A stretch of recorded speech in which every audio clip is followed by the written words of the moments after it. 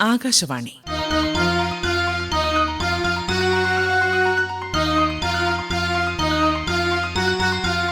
വിദ്യാഭ്യാസ രംഗം. വിജയവാണി SSLC പരീക്ഷാ സഹായി. 10ാം ക്ലാസ് മലയാളം അടിസ്ഥാന പാഠാവലി മാതൃകാ ചോദ്യപേപ്പർ അവലോകനം.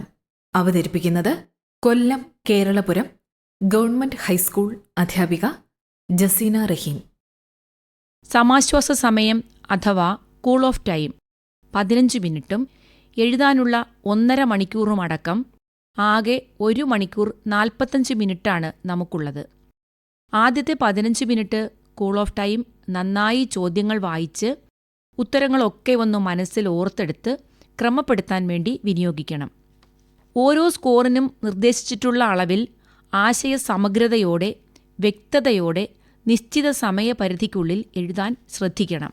1 സ്കോർ, 2 സ്കോർ, 3, 5, 7 ഇങ്ങനെ ഏത് സ്കോറിനും ചോദ്യങ്ങൾ വരാം. സ്കോർ ഏതായാലും അതിനനുസരിച്ചു മാത്രം ഉത്തരം എഴുതുക. ചില ചോദ്യങ്ങൾക്ക് ഓപ്ഷൻ ഉണ്ടാകും. നമുക്ക് ഏറ്റവും നന്നായി അറിയാവുന്നത് കൂൾ ഓഫ് ടൈമിൽ തന്നെ തിരഞ്ഞെടുത്ത് വെക്കുക. ചോദ്യം നന്നായി വായിച്ചു മനസ്സിലാക്കുക എന്നത് ഏറ്റവും പ്രധാനമാണ്. ഇല്ലെങ്കിൽ കൂട്ടത്തിൽപ്പെടുന്നതേത്, പെടാത്തതേത്, അതുപോലെ ചില പ്രസ്താവനകൾ തന്നിട്ട് ഒന്നാമത്തേത് ശരി, രണ്ടാമത്തേത് ശരി, 1ഉം 3ഉം ശരി, 2ഉം 4ഉം ശരി, ഇങ്ങനെയുള്ള 1 മാർക്ക് ചോദ്യങ്ങൾ തെറ്റിപ്പോകാൻ സാധ്യതയുണ്ട്. അതിനാൽ കൂൾ ഓഫ് ടൈമിൽ 1 മാർക്ക് ചോദ്യങ്ങൾ അടക്കം നന്നായി വായിച്ച് ഉത്തരങ്ങൾ കൃത്യമാക്കി വെക്കേണ്ടതുണ്ട്. ഇനി നമുക്ക് ചോദ്യങ്ങളിലേക്ക് കടക്കാം. ആദ്യത്തെ 1 മുതൽ 4 വരെ ചോദ്യങ്ങൾക്ക് 1 സ്കോർ വീതമാണ്. 4 ചോദ്യങ്ങൾക്കും ഉത്തരമെഴുതണം. ക്യാൻവാസിൽ ഒരു കാട് വളർന്ന് ആകാശത്തുലയുന്നു. നക്ഷത്രപ്പൂക്കൾ ചുറ്റും പൊഴിയുന്നു.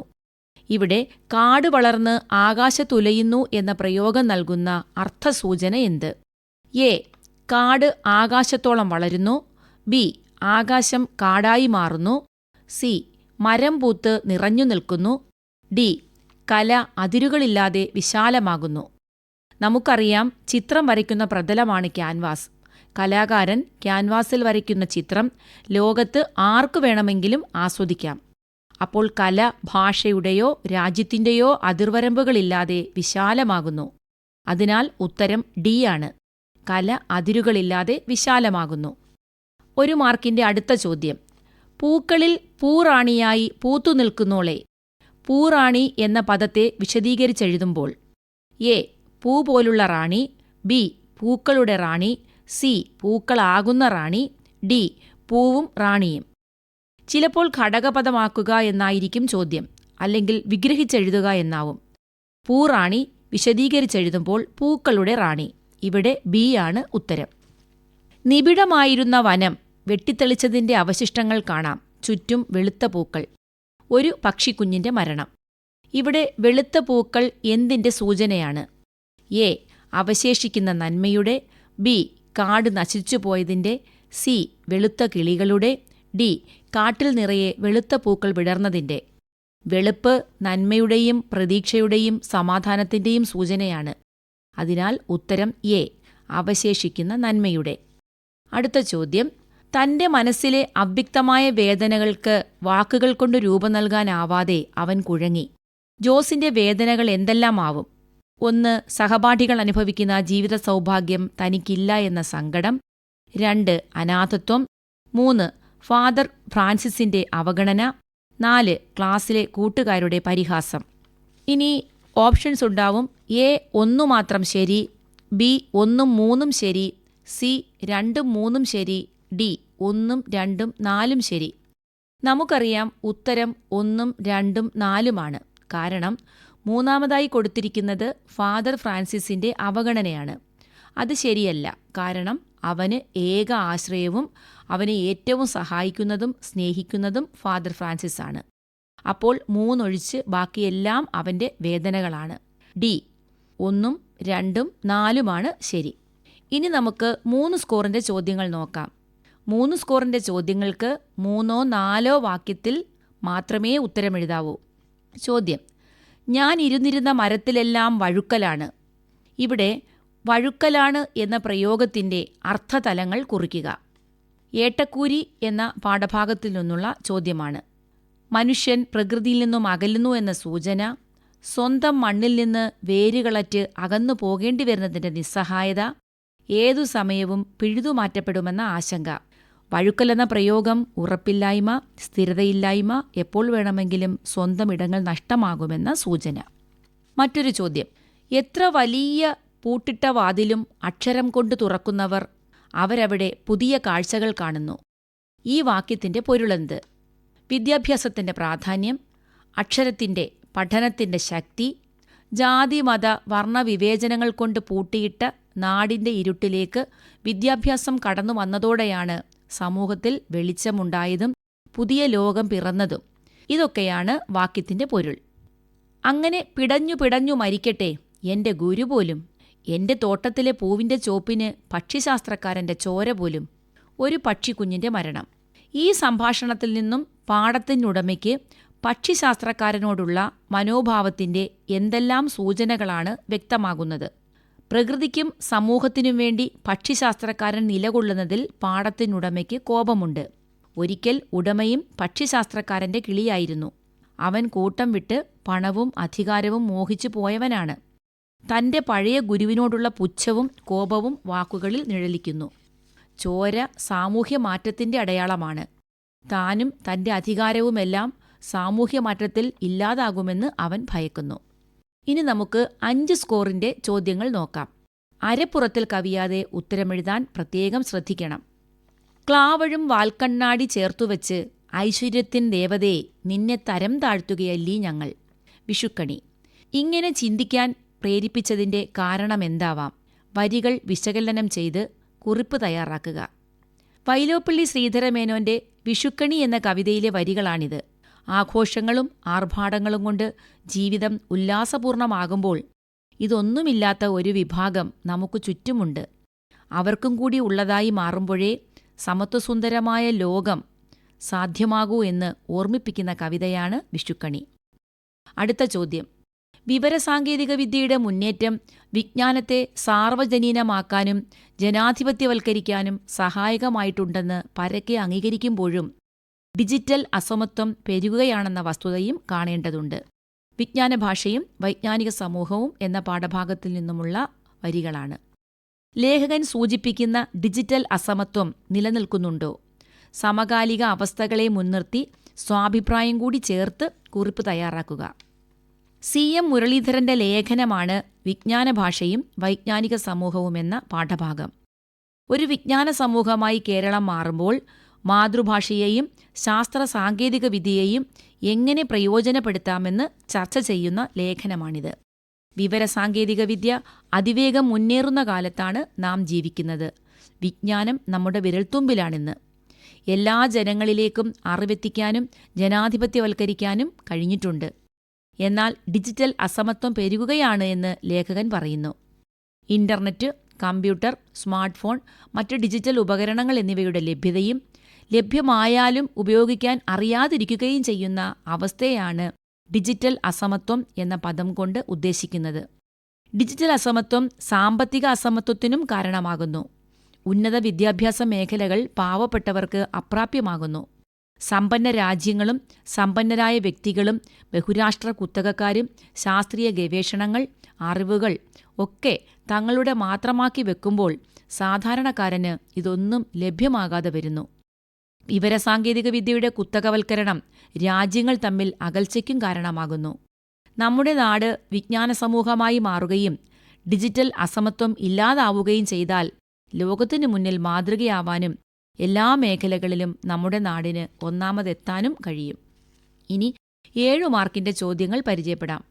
സമുദായത്തെ ബാധിച്ച വ്യാധിക്ക് ഒരു വിദഗ്ധനായ വൈദ്യനെ പോലെയാണ് VT ചികിത്സ നടത്തിയത്. ദീർഘനിദ്രയിൽ നിന്ന് സമുദായത്തെ ഉണർത്താൻ ഒരു വിദ്യുൽ പ്രസരം തന്നെ വേണമെന്ന് അദ്ദേഹം ഉറച്ചു. ചരിത്രം രചിച്ച നാടകം. സ്വാതന്ത്ര്യം, സമത്വം, സാഹോദര്യം എന്നിവയിൽ അധിഷ്ഠിതമായ സമൂഹമാണ് എൻ്റെ മാതൃക. ഒരു ഭാഗത്തു നടക്കുന്ന മാറ്റം മറ്റു ഭാഗങ്ങളിലേക്ക് വഹിക്കാൻ കഴിയുന്ന ചാനലുകൾ നിറഞ്ഞതും ചലനശക്തിയുള്ളതുമാവണം ഒരു മാതൃകാ സമൂഹം. Doctor BR Ambedkar. മുകളിൽ നൽകിയിരിക്കുന്ന സൂചനകളും സമകാലിക സാമൂഹിക സാഹചര്യങ്ങളും പരിഗണിച്ച് മാതൃകാ സമൂഹ നിർമ്മിതിയിൽ വിദ്യാർത്ഥികളുടെ പങ്ക് എന്ന വിഷയത്തിൽ പ്രഭാഷണം തയ്യാറാക്കുക. ഉത്തരം.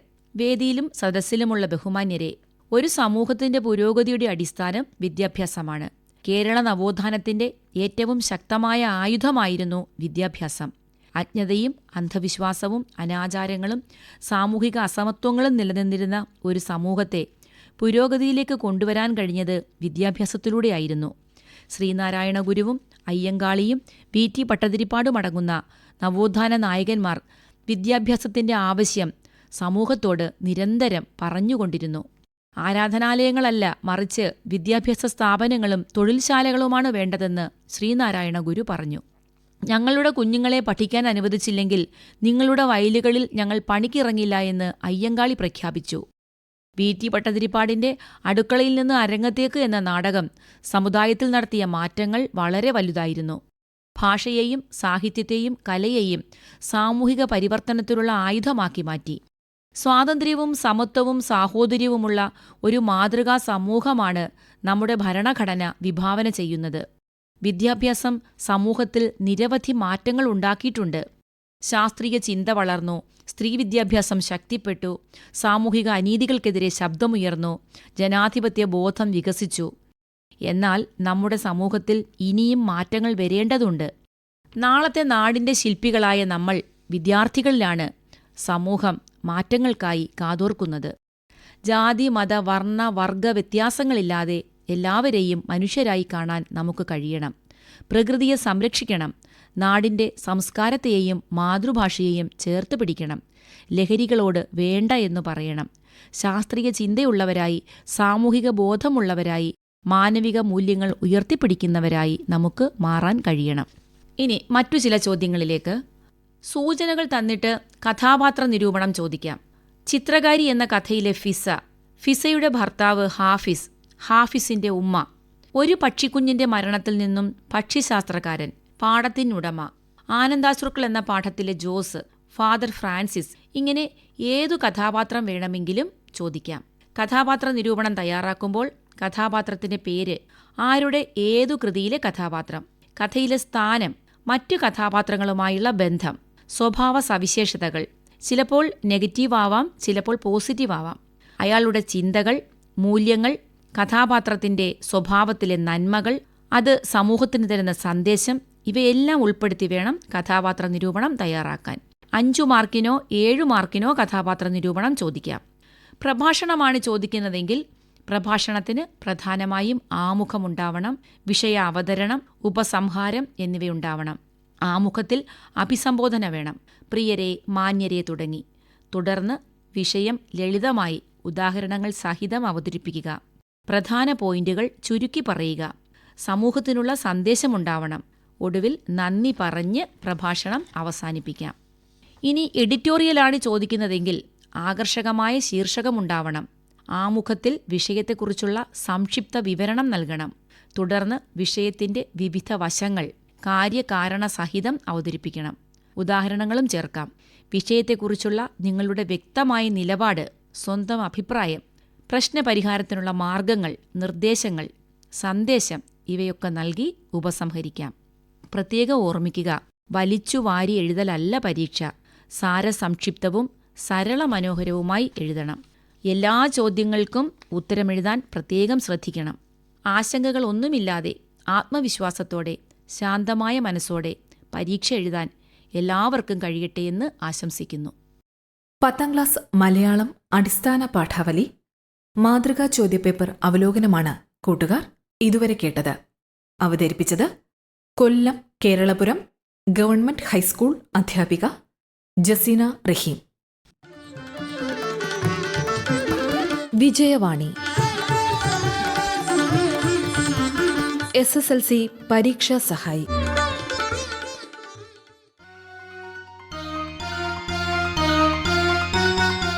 വിദ്യാഭ്യാസ രംഗം സമാപിച്ചു.